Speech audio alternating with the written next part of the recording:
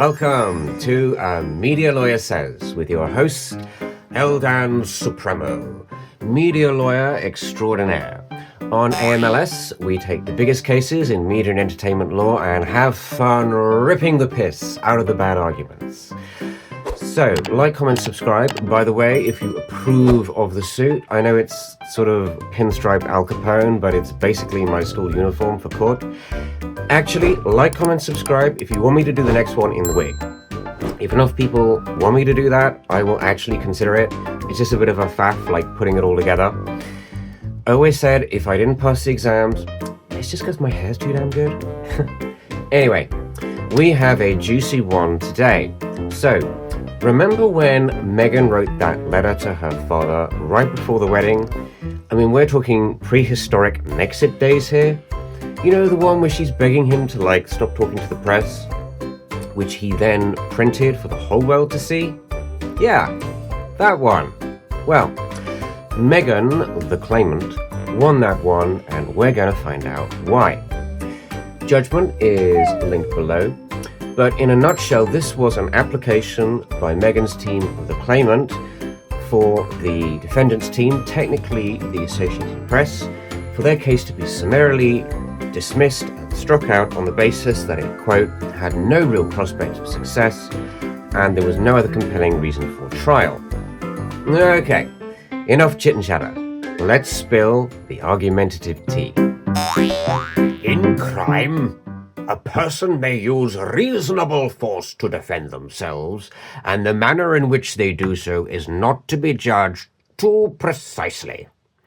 Only if they go over the top and use disproportionate force are their actions then unlawful. Further, Lordship, in defamation, one is permitted to defame another in response to an unjustified attack on their character, so long as the response is honest, bears some relation to the attack, and is proportionate. So it is here, Lordship. Okay.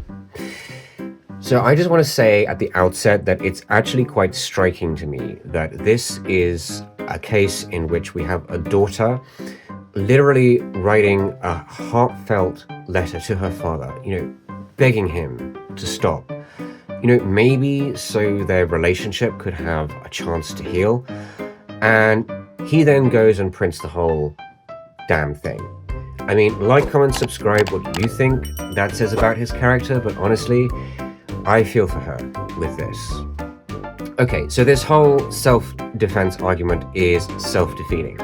So I guess the strongest point here would be in replying to paragraph 15 of the letter, where she says, quote, "Please stop lying. Please stop creating so much pain. Please stop exploiting my relationship with my husband. Please stop taking the bait from the press. I realize that you are so far down this rabbit hole, you may feel there is no way out," etc. So that's quite strong language, and if that was the part that he responded to specifically, it might be justified, but that's not what he did. He printed the whole damn thing. And even his response to the part that I just quoted was literally just expressing bafflement at the phrase rabbit hole. So, I mean, this falls apart by its own definition. He didn't even approach her before printing this. He could have easily defended himself without violating her privacy. Like, he could have printed a rebuttal consisting of a summary without exposing any of the detailed contents of the letter, but again, that's not what he did. He printed the whole bloody thing. Totally disproportionate. I mean, it's kind of like selling the kids to the circus for the mere suggestion that they had a fun afternoon with crazy Aunt Jane. Like, comment, subscribe if that, happened to you. Letters are not private unless there is an objective understanding between the parties that it is so. For example, a complaint letter to a counsellor may not be private, whereas a doctor's letter obviously is. It is also necessary, Lordship, to look at the details of the letter itself, to determine precisely what belongs to each party and what is and is not private. Okay, so talk about self-defeating. Why don't we answer this one by quoting the opening lines of the complained of Mail article itself. Quote, Meghan's private letter, which reveals the true tragedy of the rift with her father. An anguished letter in response to public attacks, begging him to patch up their differences privately. So, the whole unique selling point of this article is that they're dishing the dirt to you on a private letter. I just love it when their own words fuck them over. But in terms of content and what is and isn't private, why don't we again quote a typical line from the letter itself? Quote, in the last 2 years, your obsession with the tabloid media has only exacerbated my worry for you, which is why I pleaded with you to stop reading the tabloids. On a daily basis, you fixated and clicked on the lies that they were writing about me, especially those manufactured by your other daughter, whom I barely know. Okay, like, comment, subscribe if this literally isn't just like a B plot from daytime TV. Like English people, I'm thinking bin EastEnders script, maybe? But it sounds like a pretty typical private family drama to me. And it's pretty obviously about private feelings. So it really isn't possible to separate the letter out in the way that was suggested. And to finish the slam dunk on this one, it's at odds with a whole load of ECHR, which is based in Strasbourg case law, which basically says that private letters about private feelings are, guess what? Private. Lordship, the public must not be misled. On this basis, publication of the letter was both necessary and proportionate. I would draw your lordship's attention to the case of Campbell and MGN Limited, linked below, wherein Naomi Campbell had become addicted to cocaine, publicly denied it, and the Daily Mirror found out the truth, posting pictures of her attending Narcotics Anonymous. Such disclosures were found to be justified to set the record straight. Furthermore, Lordship, the argument from editorial latitude. The original People article from Meghan's friends was misleading and one-sided. He had no choice but to use this confidential information to refute these false imputations. A right, I might add, dating back to 1813 and the glorious case of Lord and Lady Percival and Phipps, linked below. Specifically, Lordship, this article was misleading about the photo opportunity, which my client wanted to give a harmonious impression of the relationship to take the heat off him. Further, they have the factual inaccuracy of the imputation that my client refused to get into the car for the airport for the wedding, which they know was false. Okay, so honestly, of all the arguments presented so far, this is the one that if they could establish it, probably would work. So if someone is lying and in a really serious way and you have to use confidential information to set the public record straight, then that's permissible to do so long as it's both necessary and proportionate. The problem here is that it's neither of those things. So the People article that they're talking about, where Meghan's friends are basically sticking up for her, and the defendant admits that he was trying to stage these photos. Their issue is that the depiction of this was supposedly one-sided. I mean, what does that even mean in the context of an article which was literally only supposed to be giving their view, their side of the story? It's madness for them to say that, because if it was allowed, it would totally destroy the right to privacy entirely. I mean, every time someone thought something was like inaccurate or misleading, then they would be able to disclose the whole private correspondence, which would be like disproportionate by definition.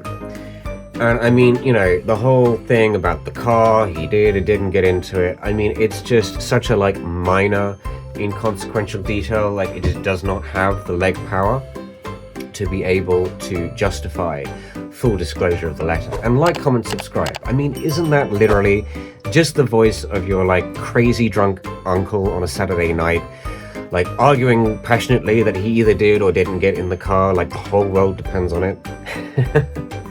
But as a side note, with the Naomi Campbell case, it's worth saying that actually she did win in the end, because even though the press had to set the record straight, the way in which they did that with all those pictures and everything was found to be excessive and unnecessary. So, alright, like, comment, subscribe what you think of this, but something about that whole case just like doesn't really sit right with me, and honestly, this is just my view.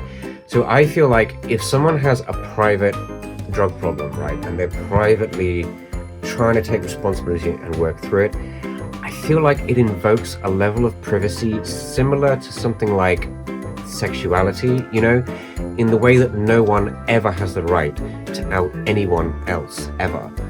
I feel like if someone has a drug problem and they're privately trying to work through that, and they don't want to admit to that to the world, then, you know, they have every right to do that. They don't have to.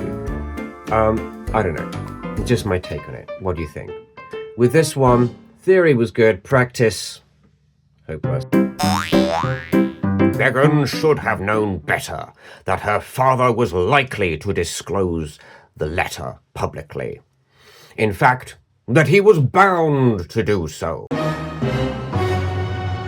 Moreover, disclosure of the letter is perfectly lawful under the US. Oh, the barometer is off the scale with this one. Okay. Let's just roll this one back. Such BS. So the fact that someone is not likely to respect your right to privacy does not mean that you don't have the right to privacy. In fact, it begs the existence of the right in the first place. It's like, why do we have rights to privacy? Because we have assholes that don't respect your right to privacy. And the fact that they're assholes doesn't somehow mean that you don't have the right. I mean, like, comment, subscribe. Isn't this literally just the sort of like bullying nonsense that you've got from some shitty boss in a workplace? Oh, well, you know, I'm like this, so I don't have to respect your boundaries. I mean, come on. Secondly, what relevance does the fact that it might be lawful in the US have to disclosing the letter in the UK? Abso-fucking-lutely none. I mean, at best, it might be what they call persuasive precedent, which basically means that the court can take into account the reasoning of other courts in other jurisdictions, but nothing like that is put forward here. I mean, it's like lawful in the US. Okay, so which state? Which cases are you referring to? I mean, even as persuasive precedent, not very persuasive, is it? Well, your lordship, as the claimant has assisted the authors Omid Scobie and Caroline Durand in writing a book about the inner workings of the royal family, she has, by her own conduct, compromised and undermined her reasonable expectation to privacy by permitting some of the correspondence to enter the public domain by means of this book. Furthermore, lordship, we would say that she does not object to details of her own or others' personal lives being disclosed publicly, provided the coverage is flattering and favorable to her. Okay. So, like, comment, subscribe if you agree with me that this argument is just nasty. Basically what they're saying is, well, you can't pick and choose, and it's in for a penny, in for a pound. They're saying because she was working with these authors on this book, disclosing some parts of the letter, that therefore justifies them printing like the whole bloody thing. And she can't pick and choose because she doesn't object, when it's like favorable to her. I mean, like, comment, subscribe. Isn't this literally just the voice of your bitchy school-ground frenemy? I don't know. So if you follow this line of argument, anyone in the public eye, like celeb or not, if you're using any parts of your private life for your career, they would say that you've basically given up all rights of privacy. Like, comment, subscribe what you think of that, but to me that's just insane. But I can safely say that legally it's nonsense. So Article 8 of the European Convention of Human Rights, or ECHR, which protects the right to privacy, family, home life and correspondence, personal autonomy is at the heart of this right. And basically the whole point is that actually you can pick and choose what parts of your life are private, what parts of your life are public. So she's perfectly within her rights to decide what parts of the letter to use for this book and not. And finally, the illogical icing on the cake.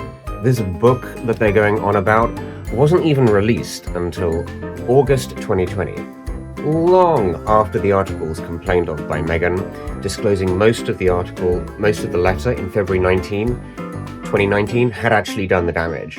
So it's chronologically useless as a defense. I'm going to say 3 out of 3, bull and shite.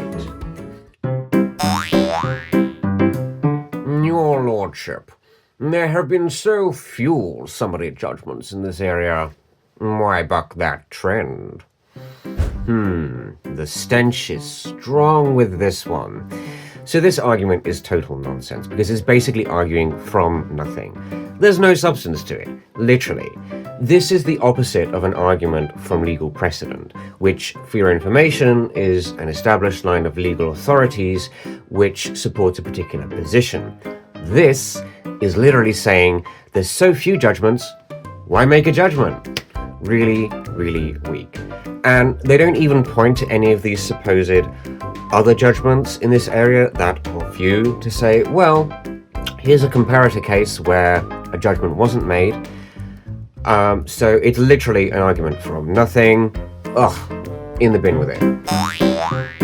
This letter was clearly written with the intention that it would be disclosed to third parties and the public. She had this intention. The evidence of which is that she kept a handwritten copy of it. Further, Lordship, she disclosed it to Kensington Palace communications team prior to sending it. Clearly as some part of some sort of strategy to enhance her image, no doubt. Further, intention to keep something private is an essential element of the cause of action of misuse of private information. Therefore, this must go to trial. As Lord Phillips in the Douglas case, linked below, in which Michael Douglas and Catherine Zeta-Jones were seeking to keep their wedding photos private, said, and I quote, "Private information is that which one does not intend should be imparted to the general public." Okay. Let's just wind this one back a bit. Okay, like, comment, subscribe. Isn't this literally just the voice of your, crazy gaslighty boss, ascribing a load of bullshit intentions to stuff that you do? I mean, like, comment, subscribe if you feel this way, if this has happened to you, but this whole line of argument literally just put me in mind of some, crazy boss looking on some bullshit company system and saying, you spent 2 hours doing this and 1 hour doing that, therefore you're wasting time, when you're literally just doing your job. Okay, like, comment, subscribe if that's happened to you. But first things first, how the hell do you prove intention to publish a letter which, by definition of the Strasbourg case law, linked below, is private? How the hell do you do that? Also, I don't think there's anything really that unusual about keeping a private, like a copy of a private letter before you send it for yourself. Like, comment, subscribe if you've done that. I mean, I know I have. Also, I don't think it necessarily follows that just because she ran the letter past Kensington Palace communications team before she sent it out, that she was therefore intending it would go public. I mean, isn't it more likely that because her father is the kind of dude that, I don't know, publishes this sort of private shit and actually did, that she was like trying to get advice on what the consequences may be and stuff? I don't know. Like, comment, subscribe, which you think is more likely. But in the end, there's no real legal basis for objecting on the basis that someone only likes good publicity. Because like I said before, personal autonomy is at the heart of the Article 8 right. So she has the right to choose what does and doesn't go out.